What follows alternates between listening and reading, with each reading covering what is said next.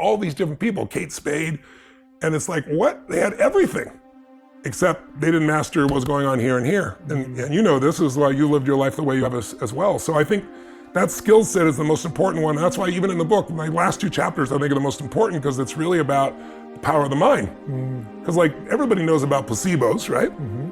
They were only discovered in World War II.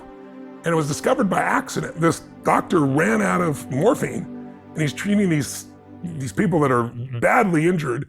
And you need the morphine not just so they're out of pain, but so they don't go into shock.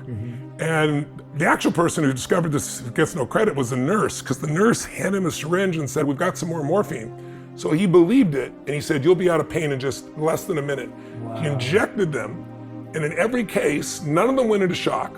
90% of them were out of pain, and they used nothing. It was saline, right?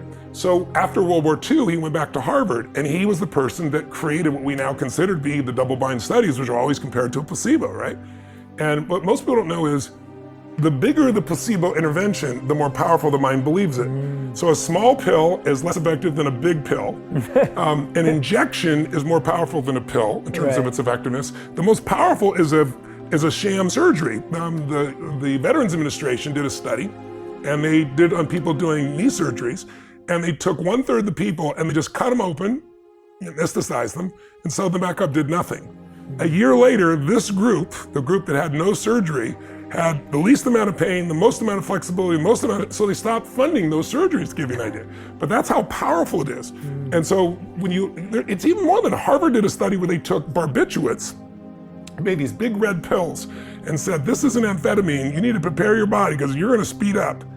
They didn't give them something fake, they gave them an actual drug that slows the body down and the body sped up. So most people don't understand the power of the mind.